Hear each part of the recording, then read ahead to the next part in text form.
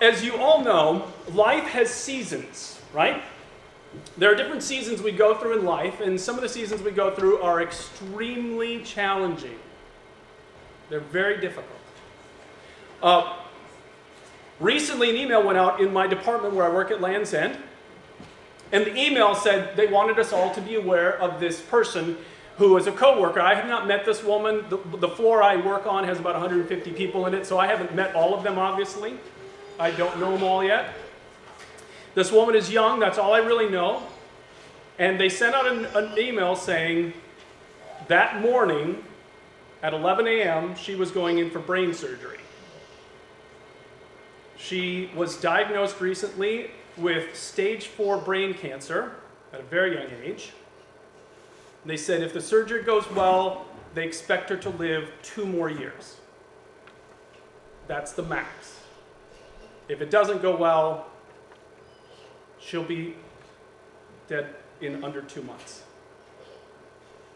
Her fiance really appreciates your prayers and thoughts and all this too.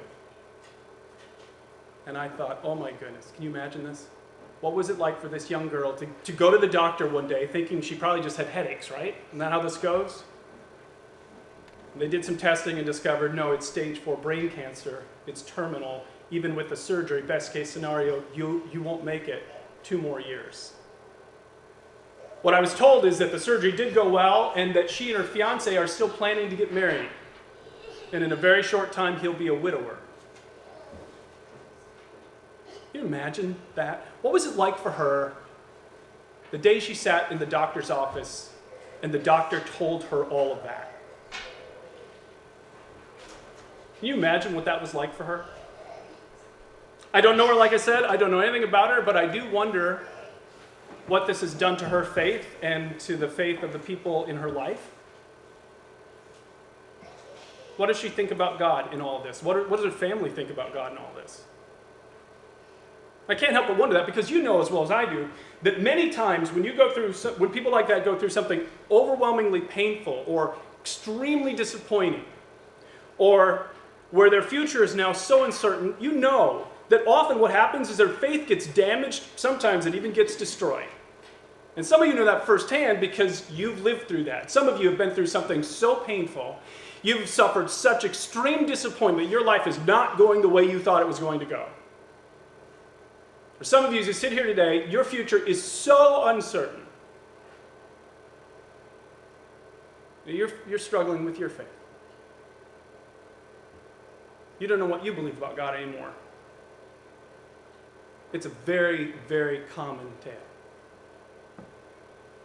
The interesting thing, of course, is that these times, these seasons of our life that are so painful, often they are the best opportunities to experience a God of power, unlike any other season of our life. Those are often the times when you get to experience what it really means to say that He is a powerful God. When He calms storms, not just around you, but inside of you. It's in the middle of crisis and chaos that our God's power really becomes visible, because we know how much we need Him.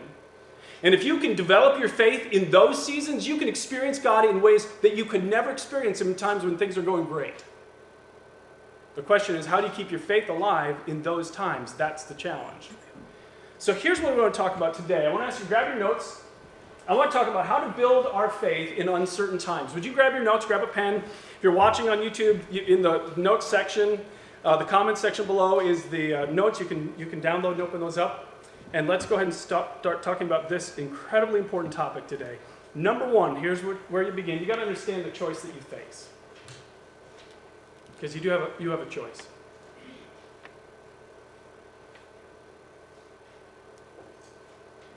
I've been a follower of Jesus since I was 13 years old. So let me tell you a little bit about what I've learned about faith in all of those years of following Him. The first thing I learned is this: that you have to understand that your faith is the most important thing to God. It's the most important thing to God. So if you're new, we've been doing a series on relationships, and my focus in this series has been on relationships with other people, and then I'm Last time I talked, I said, I'm going to take a little time out and I'm going to break from what I was doing to talk about our relationship with God. What was interesting is this last week I was watching a TED Talk. You ever see TED.com? You ever go to that website? Great teaching by some of the best teachers in the world, and they have to teach in like 15 or 20 minutes or 18 minutes. There's a cap on how much they can say. So they get right to the point.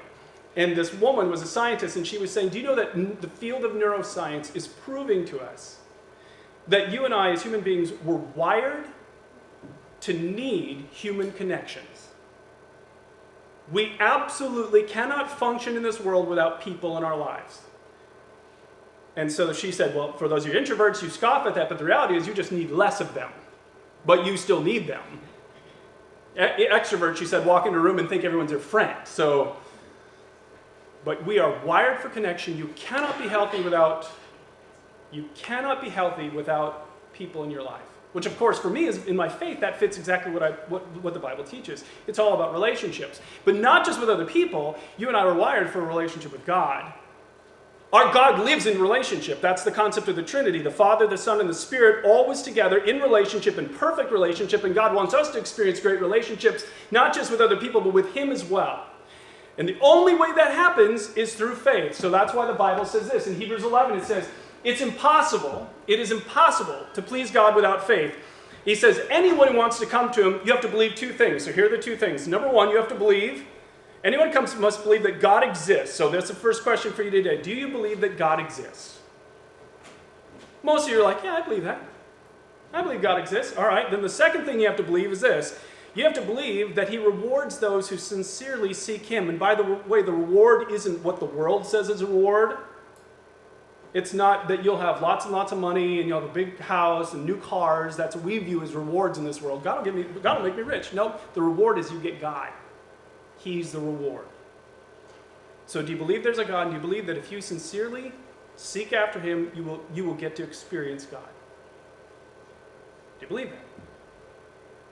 I'm like, yeah, if you believe that, he said, then you get to experience Him in this relationship, and it's all through faith.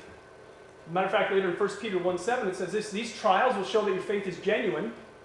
He said, your faith is being tested as fire tests and purifies gold, though your faith is far more precious than mere gold. Why? Because mere gold will only buy stuff. You want me to tell you what's going to happen to all the stuff that you're going to get at Christmas time in a few short months? In a short time after that, it will all be in a dump somewhere. All of it. And that's what gold gets you. He said, but your faith, which is being tested, some of you, you know your faith is being tested right now because of what you're suffering through right now. He said, your faith will get you a connection with God, and that will transform your life. Faith is the most important thing that you have in your life. It's how you build this relationship with God. But here's the problem with this. Fear will cancel out your faith.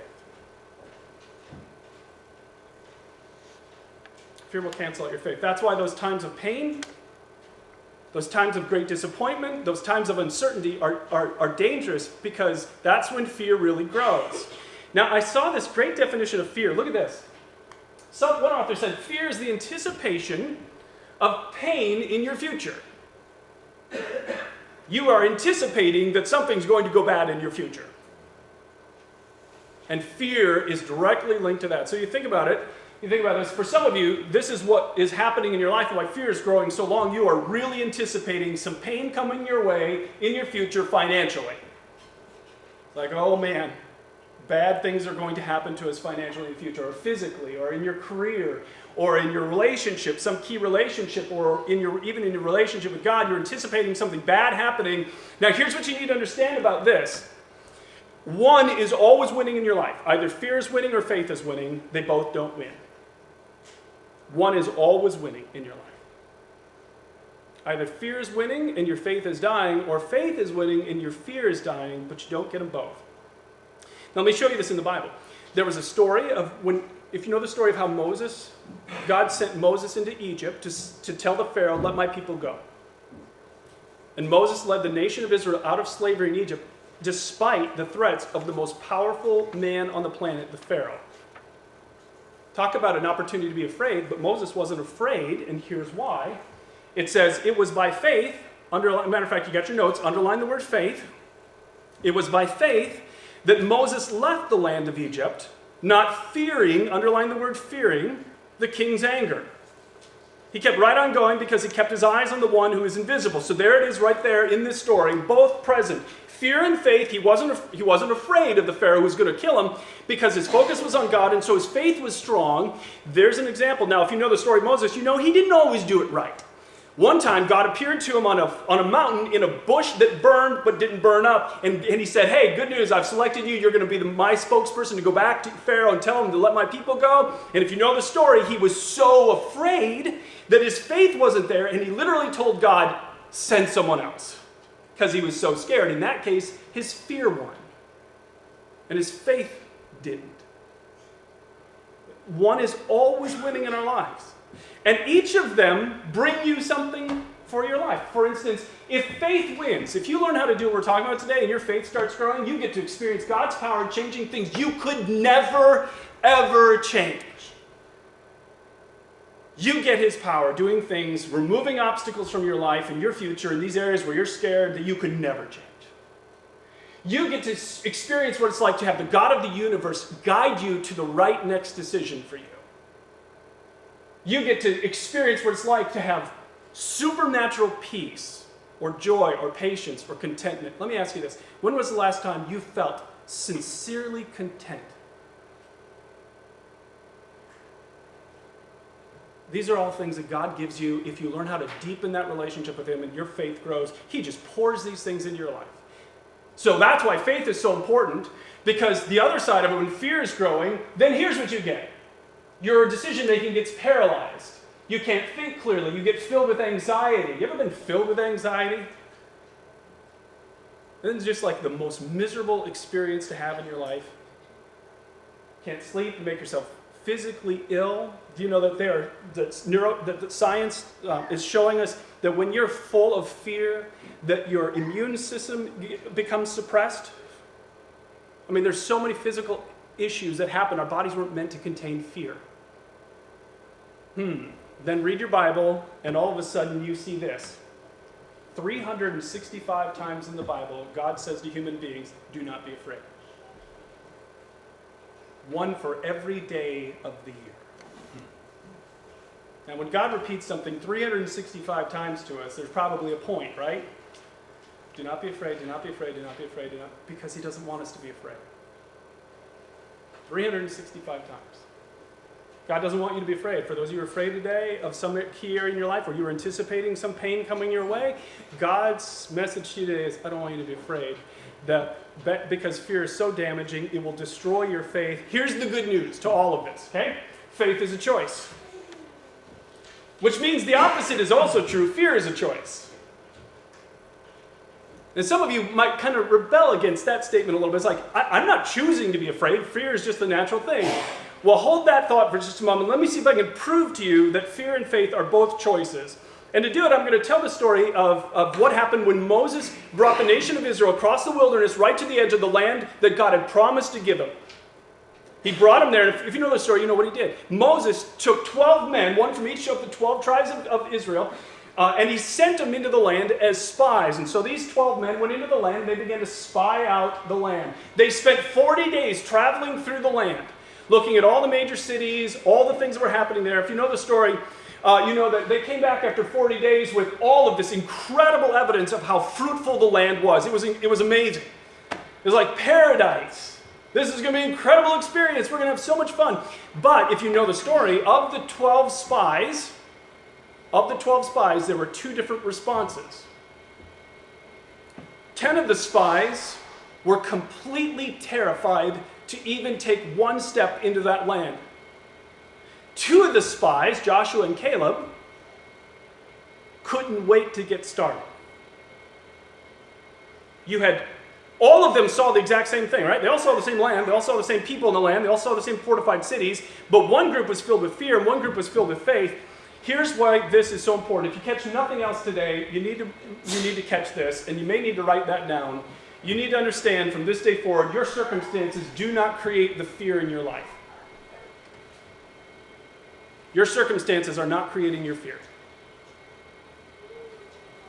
I promise you there are people in this world who are facing things far more terrifying than you, far worse circumstances than you, and they are not afraid.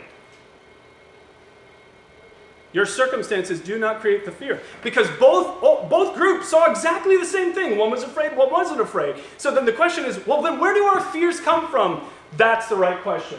We've been talking about this, and this is why I took a break from the relationship series. For the last couple of times I'm speaking, we talked about this. This is where fear comes from. You see and hear something. So then what happens is you tell yourself a story. Your brain is a storytelling machine. It's instant. You're not aware of it.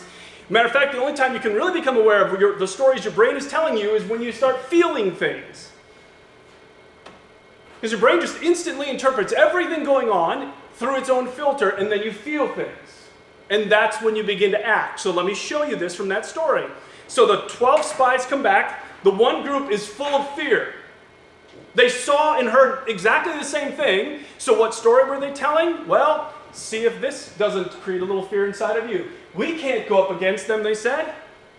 They are stronger than we are. The land we traveled through and explored will, look at that word, devour anyone who goes to live there. And all the people we saw were huge. We even saw giants there. So look at the story in their head. They go into this land, they see an incredible land, they see fortified cities, they see big human beings, and they tell a story, if we try and go in there, we will be devoured.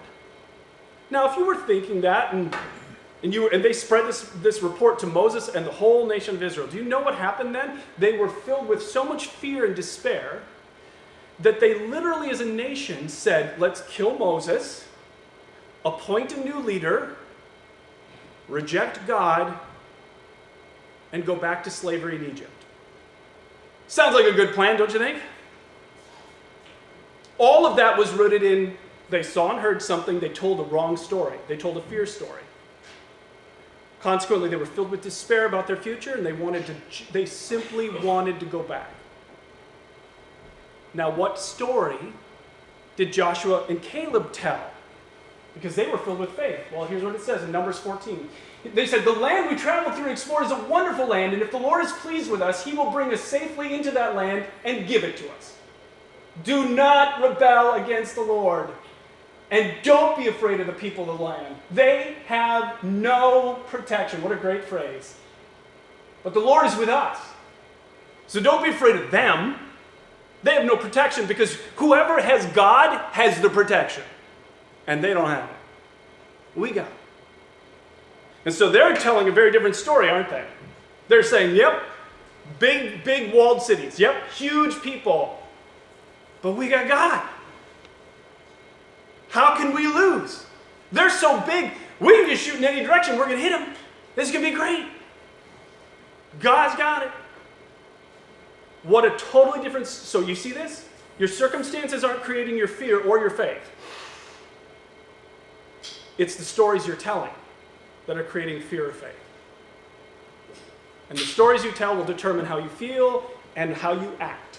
It's all connected. And I'm not saying that your circumstances aren't really scary. I'm not. The reality is, some of you, you're right. Your boss is out to get you. The new boss they just appointed is out to get you. I'm not denying that. That's real. That is a lump. Your child is messing around with drugs. Your spouse is emotionally withdrawing. I'm not saying your circumstances aren't real. I'm saying don't put a period there. Don't end it with that. But turn to God, tell a God story, let Him be involved in that painful, scary thing so that your faith grows rather than your fear grows. Because this is what's happening to some of you. You are scared. Some of you don't need me to tell you the impact of anxiety on your body because you feel it all the time. You are scared and anxious, and you haven't felt joy in so long. And maybe it doesn't even feel like it's possible because of the stories you're telling. And it's time to tell a new story. It's time to include God in the circumstances that are scary to you. So how do you do that? Number 2, you learn to choose faith. Faith is a choice, just like fear is a choice. So you learn to choose faith.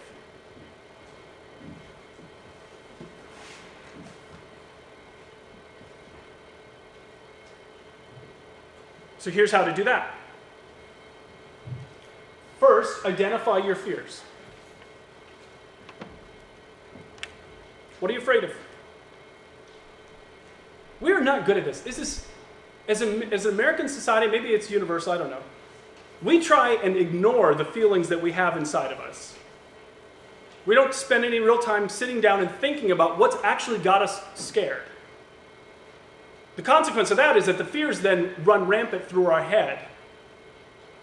They cause a lot of damage internally. So I'm not saying pretend like you're not scared because it's some sin to be afraid. No, even great men and women of God in the Bible were afraid.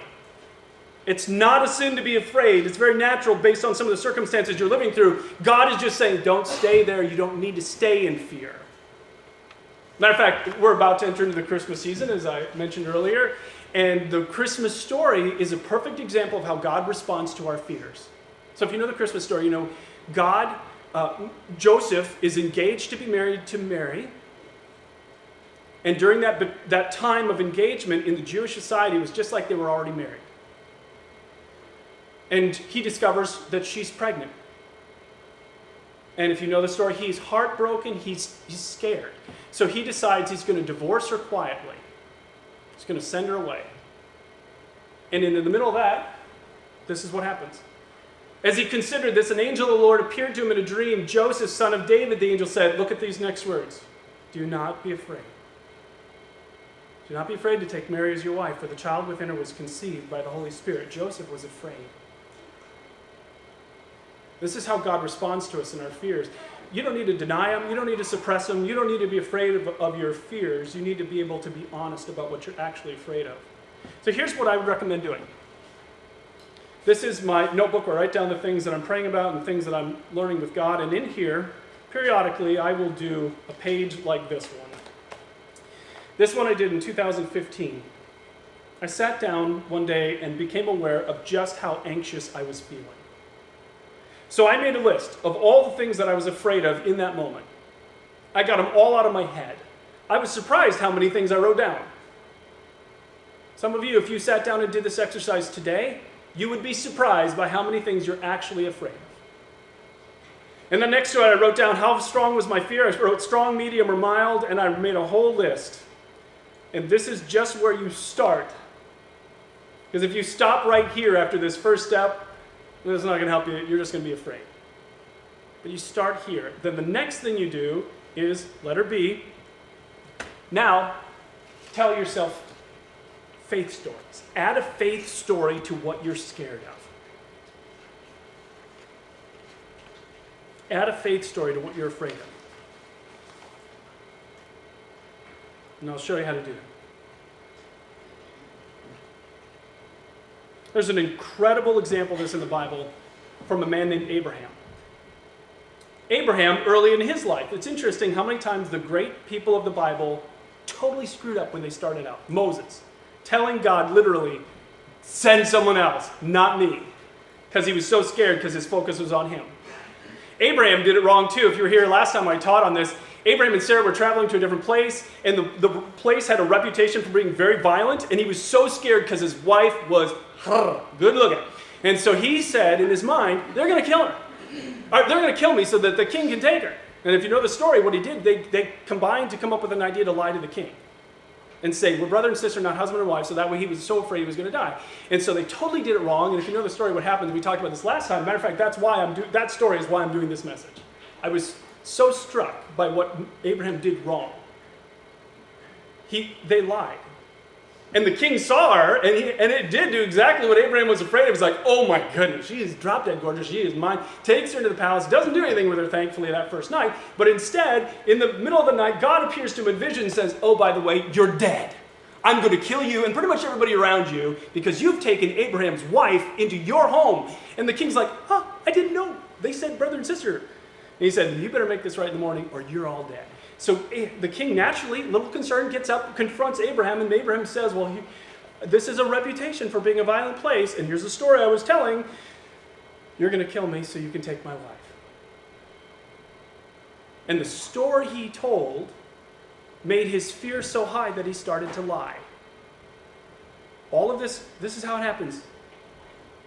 Every emotion, all the bad decisions in your life, if you track back what was the emotion and back it up to there, what was the story you were telling yourself, there was a story that it did not include God. Abraham totally did it wrong, and then later in life, completely did it right. God will test your faith to see if you're going to trust him. So years later, Abraham and Sarah have a child. And God says to them, now this child, I'm going to make him into a great nation. And so the child begins to grow, and one day God speaks to Abraham and says, I want you to take Isaac with you out onto this mountain. I'll show you where, and I want you to sacrifice him to me. Now this is where people who misinterpret the Bible go crazy, and they're like, see, God is all about human sacrifice. That's totally wrong. There's no other example of this in the Bible where God gives somebody this test of faith, and he was never going to let Abraham kill his own son. Never. But people who want to dismiss the Bible point to this story and say, God's all about human sacrifice. No, he isn't. He had a purpose. Now, the interesting thing about the story is, so Abraham says, okay, takes his son Isaac, and they go on a journey. Do you know how long it took them to get to the mountain? 3 days. Can you imagine what was going through the dad's mind for 3 days as he's walking to a place where God has just said, I'm going to have you sacrifice your own son? How many of you would have taken off, and how many of you would have kept going for the 3 days? It's like, nope.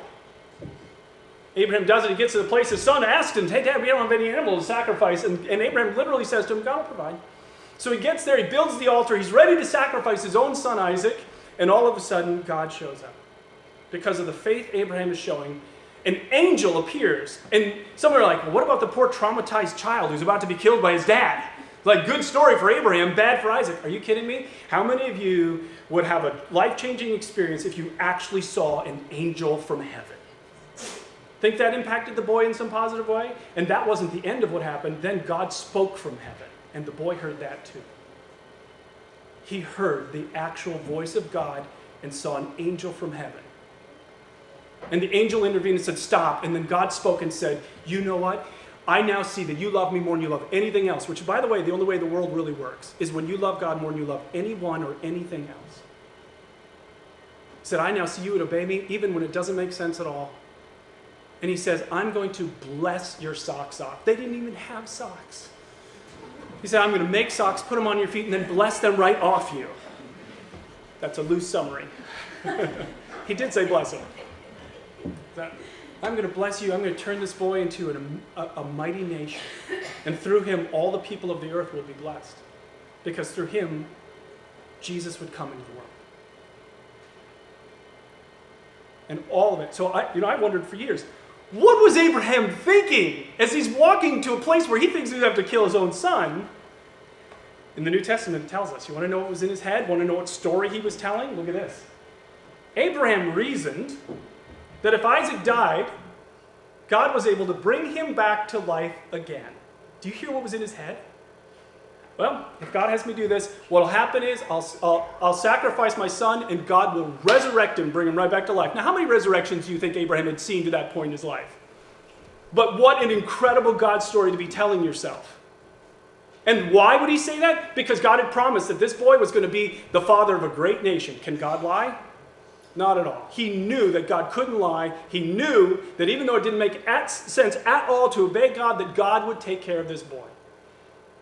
And the promises of God really are the key to living with a life of faith, not fear. So flip your notes over in the back. I put some of my favorite promises on the back of your notes. These are just a few of the great promises that God has made for us, no matter what we are going through, no matter what our circumstances are today. Do you know that God loves you with a perfect love? That God is for you, not against you? That third one, a while ago, and I have these just written in my prayer notebook in different places. And so when I'm praying through, I come across these. And a little while ago, I was really, really struggling. As a matter of fact, I was sitting down for the second time that day to pray and talk to God and build this relationship. And I came across that third one, and it really struck me. God wants to bless me. Do you believe that?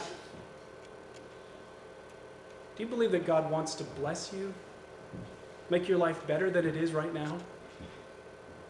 That's a pretty positive thought to put in your head, isn't it? These are just a few of the promises of God. If you don't know what they are, you can use that list, put it somewhere prominent, read them each day when you're getting ready for work in the morning. Or Google God's promises, and there are all kinds of websites that'll give them to you. And find one that really speaks to what you're going through, and then here's what you do with it. So this is that notebook I was telling you about. So that day I sat down in 2015 and I wrote out, here's everything that I am so scared about. And I didn't put a period there. Below it I said, what do I believe? And this is the question you ask.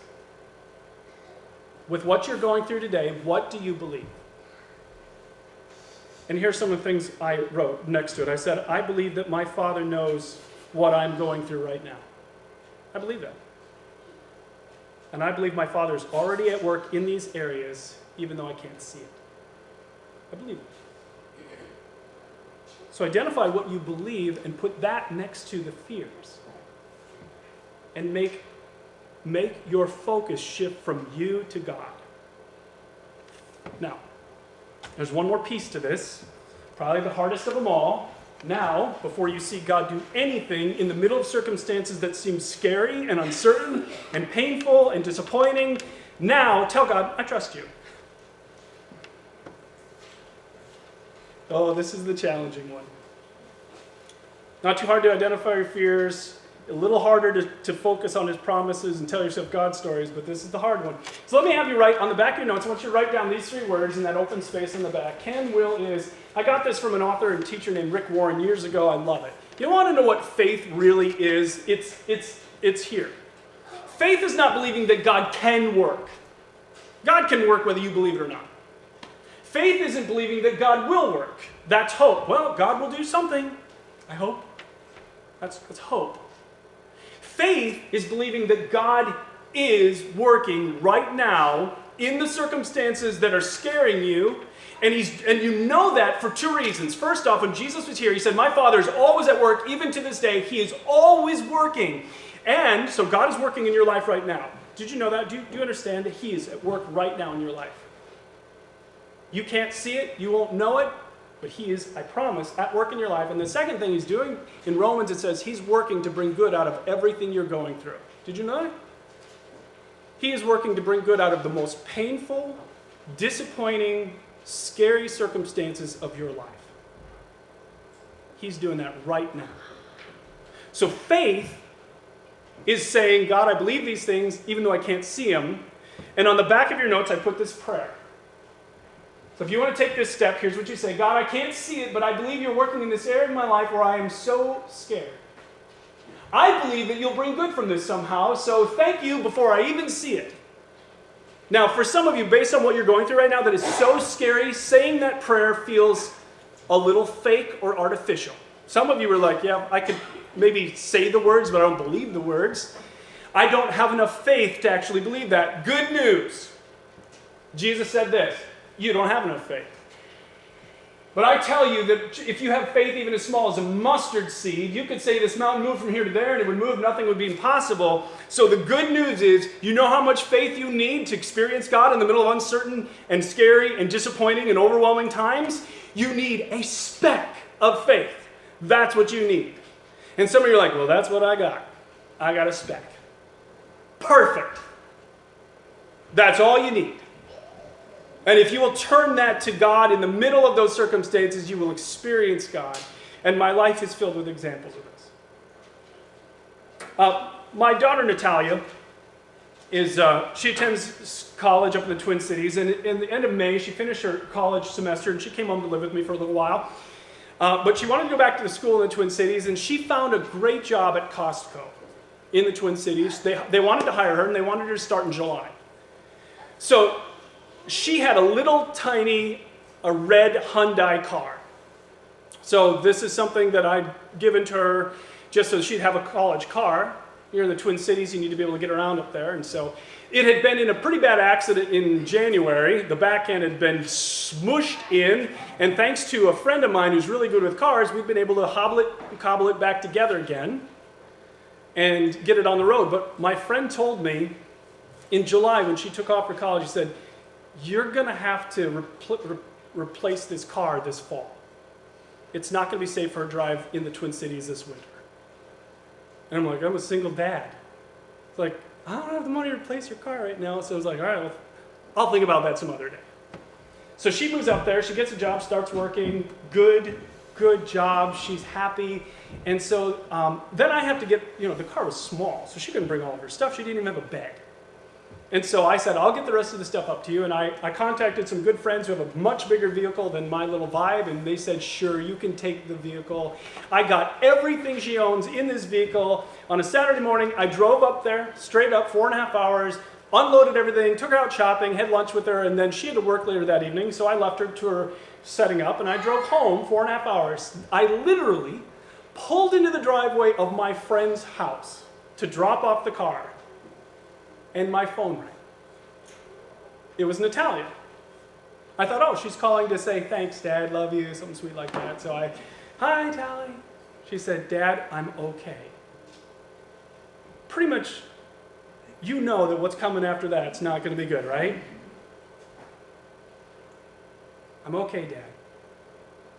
I was just on my way over to get some things at Walmart or something, and she said, a guy ran a red light, plowed into the back of my car. It's done. And I was stunned.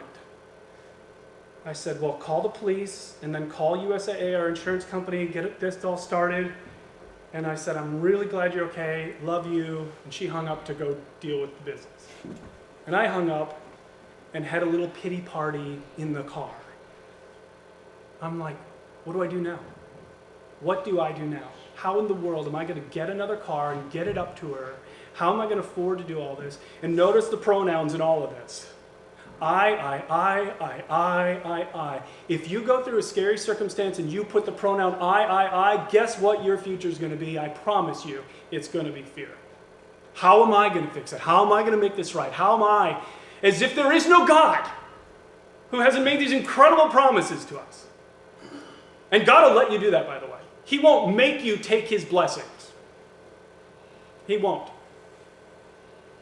After a little bit of a pity party, I've taught on this enough, I realized what I was doing.